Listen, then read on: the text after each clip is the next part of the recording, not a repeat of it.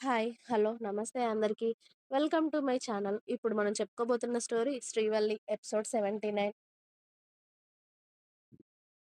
"నువ్వు నన్ను వదిలి వెళ్ళిపో ధీరజ్. అవసరం లేదు. నేను మళ్ళీ ఈ మాటలు పడలేను" అని ధీరజ్ ఎంత ఆమెని ఊరుకోబెడుతున్నా వల్లి ఊరుకోకపోవడంతో వల్లి నోటిని అతడి పెదాలతో మూసేసి, ఆ ముద్దుని కంటిన్యూ చేస్తూ బెడ్ మీదకి తీసుకెళ్ళి, ఆమెకు మాటలు రాకుండా చేశాడు. ఆ ముద్దులోని కోరికలు చాలా తీవ్ర స్థాయిలో ఉండడంతో, ఆ రోజు సాయంత్రం వరకు ఇక వాళ్ళ రూమ్‌లో డోర్లు తెరుచుకోలేదు. ఆమెనసలు ఏం మాట్లాడనివ్వకుండా అతడి ప్రేమను మొత్తం చూపించేశాడు. అప్పటికే 2 రోజులవుతుంది ఇద్దరూ ఏమీ తినక. ఇద్దరూ కలిసి నీరసంగా వాడిపోయిన పువ్వుల్లాగా బెడ్ మీద పడుకొని ఉండడంతో ఎందుకే నన్నింత రాక్షసుల్లాగా తయారు చేస్తావు చెప్పు? ఇంత ప్రేమని వద్దు అనుకోని ఒక్కదానివే ఇక్కడ ఇప్పుడు ఏం చేద్దామనుకుంటున్నావు? చెప్పు. నేనేమైనా అంటే నా కాలర్ పట్టుకొని నిలదీయాలి. కానీ ఇంట్లో వాళ్ళ మాటలు పట్టుకొని ఇల్లు వదిలేసి వచ్చేస్తారా? మొగుడిని వదిలేసి వచ్చేస్తారా అంటే, నా మీద నీకు ప్రేమ లేదా? అని అడిగాడు ధీరజ్ వల్లిని. నీ మీద ఎంత ప్రేమ ఉన్నా ఏం లాభం? ఆ ప్రేమను నీకు తిరిగి ఇవ్వలేకపోతున్నాను కదా! నిజంగా చాలా బాధగా ఉంది ధీరా. నా వల్ల అవ్వట్లేదురా. ఏం పాపం చేశానని నాకు తల్లిని అయ్యే యోగ్యం లేదు అని ఏడుస్తూ ఉంటుంది వల్లి. అలా ఏం కాదే. ఎందుకు నువ్వలా ఏడుస్తున్నావు? ఖచ్చితంగా నువ్వు అమ్మవి అవుతావు. ఇండియాలో ట్రీట్మెంట్ ఎక్కడా చేయించుకోలేదు కానీ, ఇక్కడ ఇంకా బావుంటుంది కదా! ఇక్కడ నిఖిల్ ఉన్నాడు. నా ఫ్రెండ్ నీకు తెలుసు కదా! వాడి హాస్పిటల్ ఇక్కడే. మనం ఇక్కడికి వెళ్దాం. ఊరుకో అని వల్లిని ఆ రోజుకి ఊరుకోబెట్టి, ధీరజ్ లేచి ఫ్రెష్ అయ్యి, వల్లికి ఫుడ్ తీసుకొచ్చి తినిపించి, ఆమెకి అదో మాట, ఇదో మాట చెప్తూ డైవర్ట్ చేస్తూ ఉంటాడు కానీ, ఆ మాటల్లో త్వరగా అంత త్వరగా బయటపడలేకపోతూ ఉంటుంది వల్లి. ఎప్పుడూ తనని అన్న మాటలే గుర్తొస్తూ ఉంటే, ధీరజ్‌ని పట్టుకొని ఏడుస్తూ, అతడు ఊరుకోబెడుతూ ఉంటే అలాగే ఉంటుంది. అప్పటికి ధీరజ్, వల్లి అమెరికాకి వచ్చి నెల రోజులవుతుంది. వాళ్ళిద్దరూ దగ్గరగానే ఉన్నా కూడా ఇంటికి వెళ్ళాలి, ఇండియాకి వెళ్ళాలి అని వల్లి అనకపోవడంతో, వల్లి కోసం అమెరికాలో ఉండిపోవడానికి కూడా సిద్ధమయ్యాడు ధీరజ్. ధీరజ్ ఆఫీస్ పనులన్నీ అమెరికా నుండి చూసుకుంటూ ఉన్నాడు. ఇక్కడ ఇంట్లో ఎవ్వరి గోల వాళ్ళదే అన్నట్టుగా అయ్యింది. ధీరజ్ ఉంటే ఇంట్లో పనులు, బయట పనులు అన్నీ సక్రమంగా జరిగేవి. ఇంట్లోకి ఇప్పుడు డబ్బులివ్వడానికి కూడా ఎవ్వరూ లేరు కదా! పైగా విరాజ్ కూడా అతడి వర్క్‌కి సరిగ్గా వెళ్ళట్లేదు. ఎందుకంటే భవ్య గోలతోనే సరిపోతుంది. తన షాపింగ్‌కి, తన తిరుగుళ్ళకి, వాటికి, వీటికి డబ్బులు కావాలి అని విరాజ్‌ని విసిగించడం ఇదే అవుతుంది. విరాజ్‌కి ఇద్దరు పిల్లలు పుట్టాక తెలిసొచ్చింది అసలు ఎందుకు పెళ్లి చేసుకున్నానా అని. ఎందుకంటే భవ్య మొండితనం రోజు రోజుకి పెరిగిపోతుంది. తనకి భర్త వద్దు, పిల్లలు వద్దు, ప్రేమ వద్దు, సంతోషం వద్దు. తనకు డబ్బులు కావాలి. ఫ్రెండ్స్‌తో తిరగడం కావాలి. పబ్బులు, పార్టీలు అంటూ అలవాటు పడి పిల్లల్ని అత్తగారి మీద వదిలేసి బయటకి తిరగడం, బయటకి వెళ్ళిపోతూ ఉంటుంది. విరాజ్ దగ్గర ఉన్న డబ్బులు తీసుకొని. అలా విరాజ్ డబ్బులు తాగుడికి అలవాటయ్యి డబ్బులు అన్నీ ఖర్చు పెడుతూ ఉన్నాడు. ఉన్న డబ్బులు అన్నీ కూడా అయిపోయాయి. కూర్చుని తింటే కొండలైనా కరుగుతాయి అంటారు కదా! డబ్బులు కూడా అంతే కదా! అలా ధీరజ్, వల్లి లేని ఇల్లు కల లేకుండా మారిపోతూ వస్తుంది. వల్లి, ధీరజ్ లేని లోటు అందరికీ చాలా బాగా తెలుస్తూ ఉంటుంది. ఎందుకంటే అనిల్ గారు స్వయంగా ఏది చేయలేదు. ఆ ఇంటిని నిర్మించింది, డబ్బులు ఒకరి చేతులతో నడిచేది మొత్తం ధీరజ్‌నే. పని వాళ్ళ దగ్గర నుండి ప్రతి ఒక్కరికి డబ్బులు ఇచ్చేది కూడా ధీరజ్‌నే. ఇటు ఇంట్లోకి, బయటికి ఖర్చులు మామూలుగా ఉండవు కదా! ఇప్పుడు ధీరజ్ దగ్గర నుండి రూపాయి కూడా రావడం లేదు. ఇంట్లో విరాజ్ మొత్తం డబ్బులు పెడుతున్నాడు. ఇటు ఇంట్లోకి, బయటికి, పెళ్ళాం షాపింగ్‌లకి అతడు డబ్బులు సరిపోలేక బయట వాళ్ళ నుండి పెద్ద మొత్తంలో అప్పులు తీసుకొస్తూ పెడుతున్నాడు. ఇంట్లోకి తక్కువగా, భార్యకి, అతడి తాగుళ్ళకి ఎక్కువగా. అలా అప్పులు కూడా చాలానే చేస్తూ వస్తున్నాడు విరాజ్.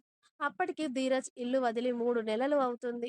ఆ రోజు వల్లిని నిఖిల్ దగ్గరికి చెకప్‌కి తీసుకెళ్ళాడు ధీరజ్. ఏంట్రా, ఆ రోజు ప్రసన్న డెలివరీ తర్వాత హడావిడిగా నువ్వు అమెరికా వచ్చేసావు. మళ్ళీ టచ్‌లో కూడా లేవు. నా మరదల్ని పెళ్లి చేసుకుంటా అది, ఇది అని బానే మాట్లాడావు. ఏమైందిరా? తను వద్దు అనగానే తనని వదిలేసావా? అని అడిగాడు వల్లి చెకప్‌కి వెళ్ళడంతో.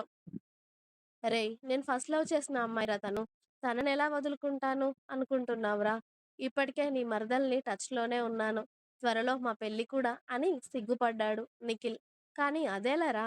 నేనంటే పిచ్చి తనకి. నాకు వల్లికి పెళ్లి అయిందని తెలిసినా కూడా మా ఇద్దరిని విడగొట్టి మరీ నన్ను పెళ్లి చేసుకోవాలని చూసింది. మా బామ్మ గోల కూడా అదే కదా!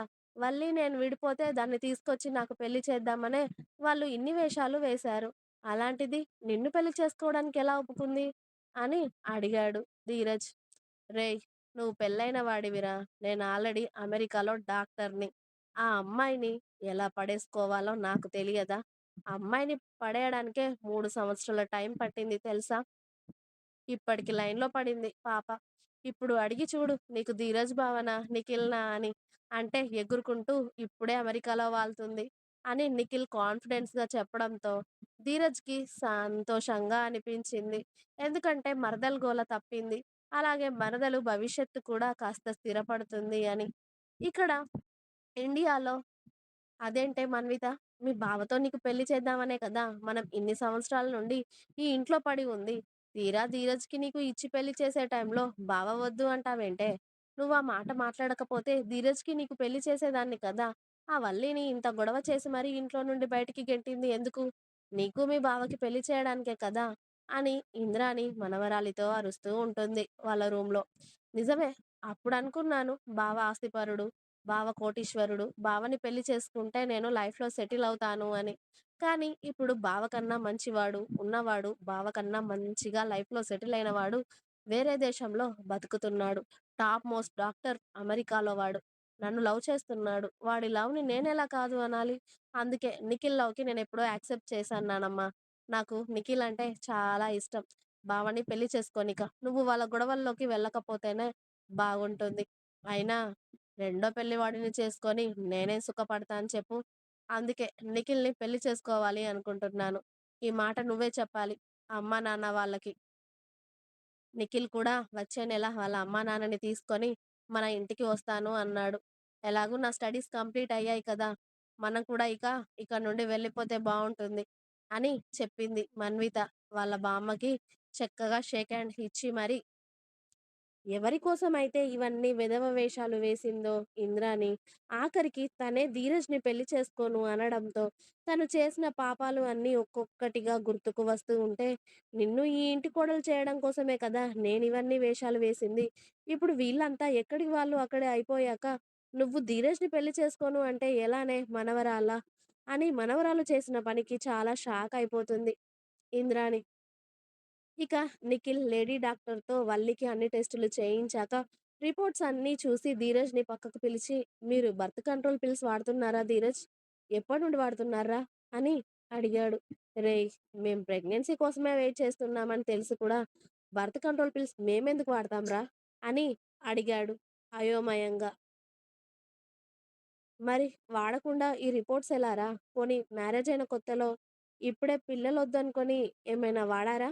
అని అడిగాడు నిఖిల్. రేయ్ పిచ్చి మొహమా! అసలు మ్యారేజ్ అయినప్పటి నుండి మేమసలు ఏది వాడలేదు. పిల్లల కోసమే చూస్తున్నాం. మ్యారేజ్ అయిన రోజు నుండి ఇప్పటి వరకు వెయిట్ చేస్తున్నాంరా. 5 ఇయర్స్ అవుతుంది మేము పిల్లల కోసం వెయిట్ చేస్తున్నాం. అలాంటిది మేం పిల్లలు వద్దు అని టాబ్లెట్స్ ఎందుకు వాడతాంరా? అని అయోమయంగా అడిగాడు. అన్ని టెస్టులు చేసి వల్లి రిపోర్ట్స్‌లో ఏం తెలియకపోవడంతో, తన బ్లడ్ టెస్ట్ కూడా చేశానురా. తను బర్త్ కంట్రోల్ వాడుతున్నట్టు తెలిసింది అని నిఖిల్ చెప్పగానే, అదస్సలు అలాంటివి వాడదు నిఖిల్ అని ఖచ్చితంగా చెప్పాడు ధీరజ్. ఇంకా ఉంది. మీకు నా స్టోరీస్ నచ్చినట్టయితే ప్లీజ్ లైక్ చేయండి, షేర్ చేయండి. అలాగే ఛానల్‌ని తప్పకుండా కొత్త వాళ్ళందరూ సబ్స్క్రైబ్ చేయండి. Please subscribe my channel. Thanks for watching my video. By by. Please like, share and subscribe.